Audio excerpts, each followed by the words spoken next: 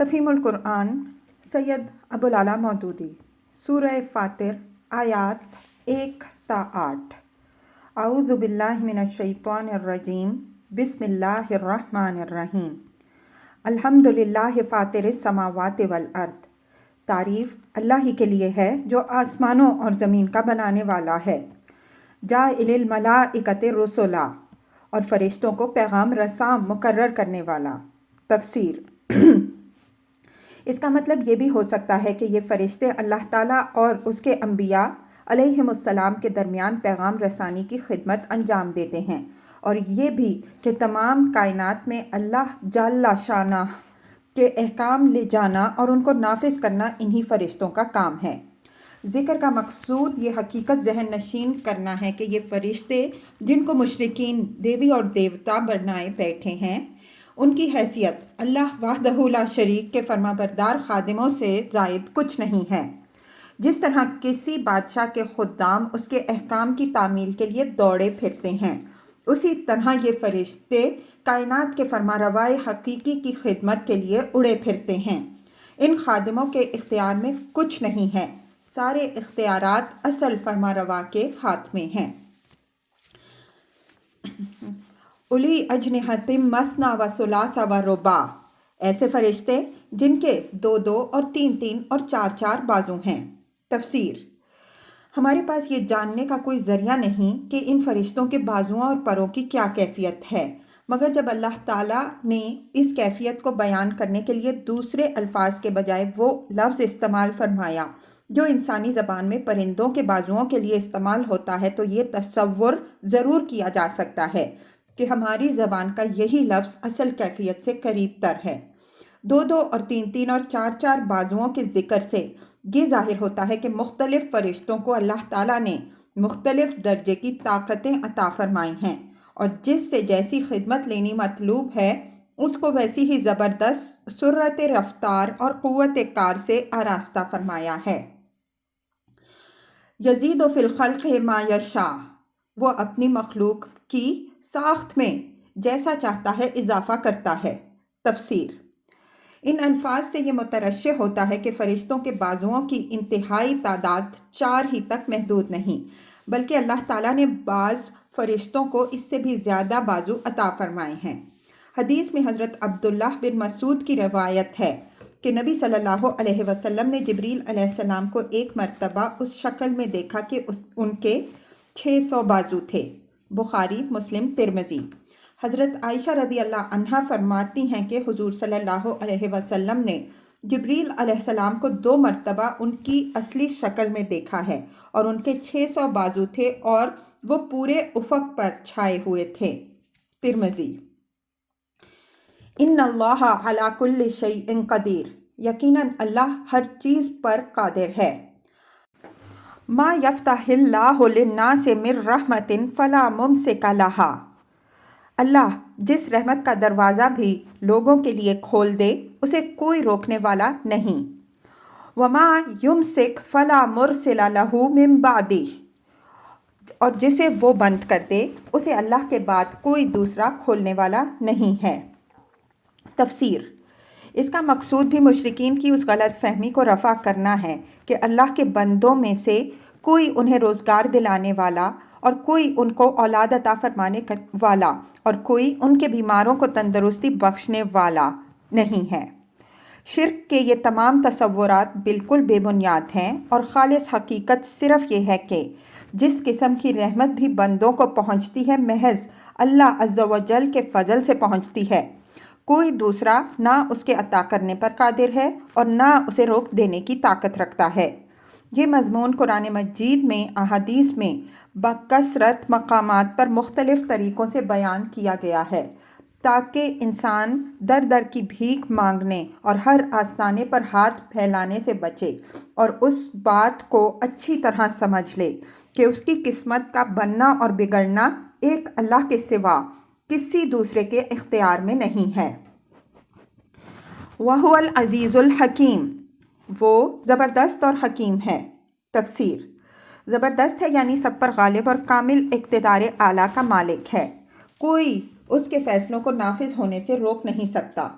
اور اس کے ساتھ وہ حکیم بھی ہے، جو فیصلہ بھی وہ کرتا ہے سراسر حکمت کی بنا پر کرتا ہے۔ کسی کو دیتا ہے تو اس لیے دیتا ہے کہ حکمت اسی کی مقتضی ہے، اور کسی کو نہیں دیتا تو اس لیے نہیں دیتا کہ اسے دینا حکمت کے خلاف ہے۔ یا ایہا الناس، لوگوں، اذکروا نعمت اللہ علیکم، تم پر اللہ کے جو احسانات ہیں انہیں یاد کرو۔ تفسیر،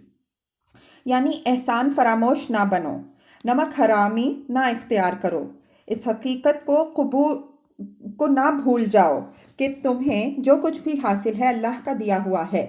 دوسرے الفاظ میں یہ فقرہ اس بات پر متنبع کر رہا ہے کہ جو شخص بھی اللہ کے سوا کسی کی بندگی و پرستش کرتا ہے، یا کسی نعمت کو اللہ کے سوا کسی دوسری ہستی کے عطا و بخشش سمجھتا ہے، یا کسی نعمت کے ملنے پر اللہ کے سوا کسی اور کا شکر بجا لاتا ہے، یا کوئی نعمت مانگنے کے لیے اللہ کے سوا کسی اور سے دعا کرتا ہے، وہ بہت بڑا احسان فراموش ہے۔ حل من خالق غیر اللہ یرزقکم من السماء والارض، کیا اللہ کے سوا کوئی اور خالق بھی ہے جو تمہیں آسمان اور زمین سے رزق دیتا ہو؟ لا الہ الا ہو، کوئی معبود اس کے سوا نہیں۔ فَأَنَّا تُؤْفَكُونَ، آخر تم کہاں دھوکہ کھا رہے ہو؟ تفسیر، پہلے فقرے اور دوسرے فقرے کے درمیان ایک لطیف خلا ہے جسے کلام کا موقع و محل خود بھر رہا ہے۔ اس کو سمجھنے کے لیے یہ نقشہ چشم تصور کے سامنے لائیے کہ تقریر مشرکین کے سامنے ہو رہی ہے۔ مقرر حاضرین سے پوچھتا ہے کہ کیا اللہ کے سوا کوئی اور خالق بھی ہے جس نے تم کو پیدا کیا ہو اور جو زمین و آسمان سے تمہاری رزق رسانی کا سامان فراہم کر رہا ہو؟ یہ سوال اٹھا کر مقرر چند لمحے جواب کا انتظار کرتا ہے، مگر دیکھتا ہے کہ سارا مجمع خاموش ہے، کوئی نہیں کہتا کہ اللہ کے سوا کوئی اور بھی خالق و رازق ہے۔ اس سے خود بخود یہ نتیجہ نکلتا ہے کہ حاضرین کو بھی اس امر کا اقرار ہے کہ خالق و رازق اللہ کے سوا کوئی نہیں ہے۔ تب مقرر کہتا ہے کہ معبود بھی پھر اس کے سوا کوئی نہیں ہو سکتا۔ آخر تمہیں یہ دھوکہ کہاں سے لگ گیا کہ خالق و رازق تو ہو صرف اللہ، مگر معبود بن جائیں اس کے سوا دوسرے؟ وَإِن يُكَذِّبُوكَ فَقَدْ كُذِّبَتْ رُسُلٌ مِّن قَبْلِكَ، اب اگر اے نبی صلی اللہ علیہ وسلم یہ لوگ تمہیں جھٹلاتے ہیں تو یہ کوئی نئی بات نہیں، تم سے پہلے بھی بہت سے رسول جھٹلائے جا چکے ہیں۔ تفسیر، یعنی تمہاری اس بات کو نہیں مانتے کہ اللہ کے سوا عبادت کا مستحق کوئی نہیں، اور تم پر یہ الزام رکھتے ہیں کہ تم نبوت کا ایک جھوٹا دعویٰ لے کر کھڑے ہو گئے ہو۔ وَإِلَى اللَّهِ تُرْجَعُ الْأُمُورُ، اور سارے معاملات آخر کار اللہ ہی کی طرف رجوع ہونے والے ہیں۔ تفسیر، یعنی فیصلہ لوگوں کے ہاتھ میں نہیں ہے کہ جسے وہ جھوٹا کہہ دیں وہ حقیقت میں جھوٹا ہو جائے، فیصلہ تو اللہ کے ہاتھ میں ہے، وہ آخر کار بتا دے گا کہ جھوٹا کون تھا، اور جو حقیقت میں جھوٹے ہیں انہیں ان کا انجام بھی دکھا دے گا۔ یا ایہا الناس، لوگوں، ان وعد اللہ حق، اللہ کا وعدہ یقیناً برحق ہے۔ تفسیر، وعدے سے مراد آخرت کا وعدہ ہے جس کی طرف اوپر کے اس فقرے میں اشارہ کیا گیا تھا کہ تمام معاملات آخر کار اللہ کے حضور پیش ہونے والے ہیں۔ فَلَا تَغُرَّنَّكُمُ الْحَيَاةُ الدُّنْيَا،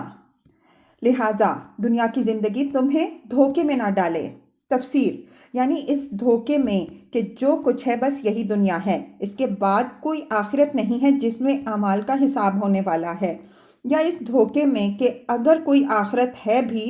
تو جو اس دنیا میں مزے کر رہا ہے وہ وہاں بھی مزے کرے گا۔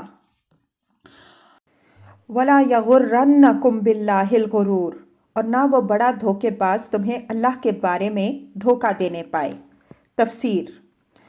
بڑے دھوکے باز سے مراد یہاں شیطان ہے، جیسا کہ آگے کا فقرہ بتا رہا ہے، اور اللہ کے بارے میں دھوکہ دینے سے مراد یہ ہے کہ وہ کچھ لوگوں کو تو یہ باور کرائے گا کہ خدا سرے سے موجود ہی نہیں ہے، اور کچھ لوگوں کو اس غلط فہمی میں ڈالے گا کہ خدا ایک دفعہ بس دنیا کو حرکت دے کر الگ جا بیٹھا ہے،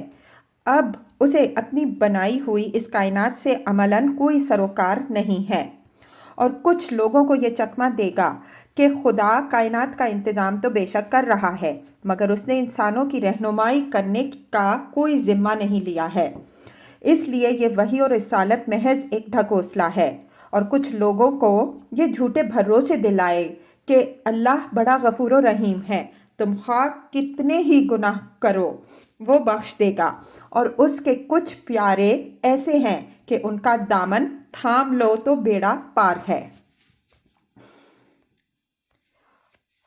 ان الشیطان لکم عدو، در حقیقت شیطان تمہارا بڑا دشمن ہے۔ فاتخذوہ عدوا، اس لیے تم بھی اسے اپنا دشمن ہی سمجھو۔ انما یدعو حزبہ، انما یدعو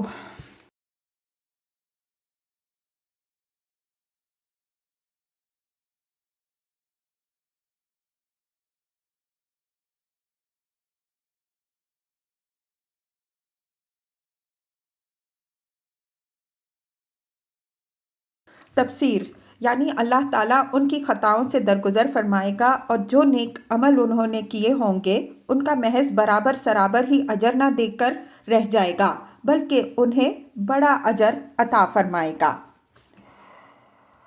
اوپر کے پیراگراف عوام الناس کو خطاب کر کے ارشاد ہوئے تھے۔ اب اس پیراگراف میں ان علمبرداران ضلالت کا ذکر ہو رہا ہے جو نبی صلی اللہ علیہ وسلم کی دعوت کو نیچا دکھانے کے لیے ایڑی چوٹی کا زور لگا رہے تھے۔ افمن زین لہ سوء عملہ فرآہ حسنا، بھلا کچھ ٹھکانہ ہے اس شخص کی گمراہی کا جس کے لیے اس کا برا عمل خوشنما بنا دیا گیا ہو اور وہ اسے اچھا سمجھ رہا ہو۔ تفسیر، یعنی ایک بگڑا ہوا آدمی تو وہ ہوتا ہے جو برا کام تو کرتا ہے مگر یہ جانتا اور مانتا ہے کہ وہ جو کچھ کر رہا ہے برا کر رہا ہے۔ ایسا شخص سمجھانے سے بھی درست ہو سکتا ہے اور کبھی خود اس کا اپنا ضمیر بھی ملامت کر کے اسے راہ راست پر لا سکتا ہے، کیونکہ اس کی صرف عادتیں ہی بگڑی ہوئی ہیں، ذہن نہیں بگڑا۔ لیکن ایک دوسرا شخص ایسا ہوتا ہے جس کا ذہن بگڑ چکا ہوتا ہے، جس میں برے اور بھلے کی تمیز باقی نہیں رہتی، جس کے لیے گناہ کی زندگی ایک مرغوب اور تابناک زندگی ہوتی ہے، جو نیکی اور سے گھن کھاتا ہے اور بدی کو عین تہذیب و ثقافت سمجھتا ہے، جو صلاح و تقویٰ کو دقیانوسیت اور فسق و فجور کو ترقی پسندی خیال کرتا ہے،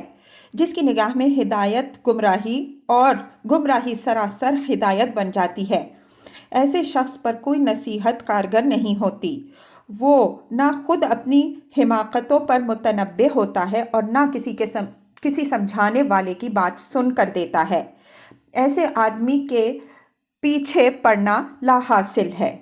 اسے ہدایت دینے کی فکر میں اپنی جان کھلانے کے بجائے داعی حق کو ان لوگوں کی طرف توجہ کرنی چاہیے جن کے ضمیر میں ابھی زندگی باقی ہے اور جنہوں نے اپنے دل کے دروازے حق کی آواز کے لیے بند نہ کر لیے ہوں۔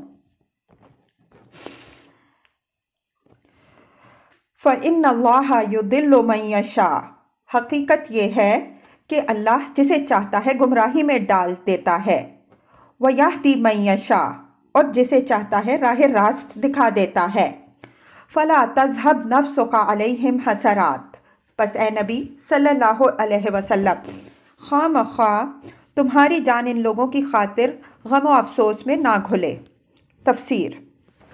پہلے فقرے اور اس فقرے کے درمیان یہ ارشاد ہے کہ اللہ جسے چاہتا ہے گمراہی میں ڈال دیتا ہے اور جسے چاہتا ہے راہ راست دکھا دیتا ہے۔ صاف طور پر یہ معنی دے رہا ہے کہ جو لوگ اس حد تک اپنے ذہن کو بگاڑ لیتے ہیں، اللہ تعالیٰ ان کو ہدایت کی توفیق سے محروم کر دیتا ہے اور انہی راہوں میں بھٹکنے کے لیے انہیں چھوڑ دیتا ہے جن میں بھٹکتے رہنے پر وہ خود مصر ہوتے ہیں۔ یہ حقیقت سمجھا کر اللہ تعالیٰ نبی صلی اللہ علیہ وسلم کو تلقین فرماتا ہے کہ ایسے لوگوں کو راہ راست پر لے آنا تمہارے بس میں نہیں ہے، لہٰذا ان کے معاملے میں صبر کرو، اور جس طرح اللہ کو ان کی پرواہ نہیں رہی ہے تم بھی ان کے حال پر غم کھانا چھوڑ دو۔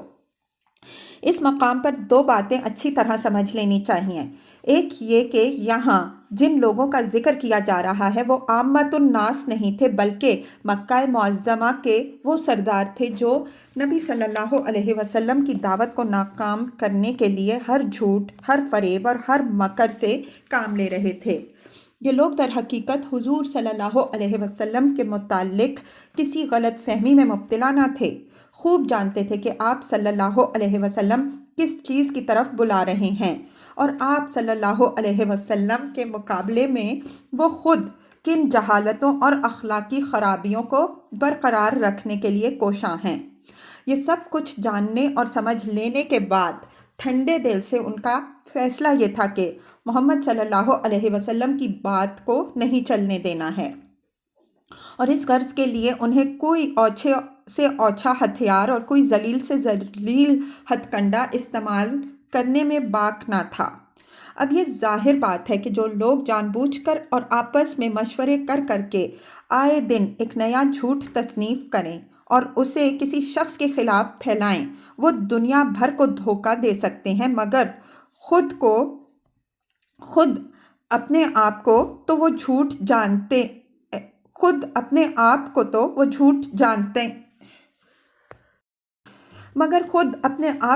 جھوٹا جانتے ہیں، اور خود ان سے تو یہ بات چھپی ہوئی نہیں ہوتی کہ جس شخص پر انہوں نے ایک الزام لگایا ہے وہ اس سے بری ہے۔ پھر اگر وہ شخص جس کے خلاف یہ جھوٹے ہتھیار استعمال کیے جا رہے ہوں ان کے جواب میں بھی کبھی صداقت و راست بازی سے ہٹ کر کوئی بات نہ کرے، تو ان ظالموں سے یہ بات بھی کبھی چھپی نہیں رہ سکتی کہ ان کا مد مقابل ایک سچا اور کھرا انسان ہے۔ اس پر بھی جن لوگوں کو اپنے کرتوتوں پر ذرا شرم نہ آئے اور وہ سچائی کا مقابلہ مسلسل جھوٹ سے کرتے ہی چلے جائیں، ان کی یہ روش خود ہی اس بات پر شہادت دیتی ہے کہ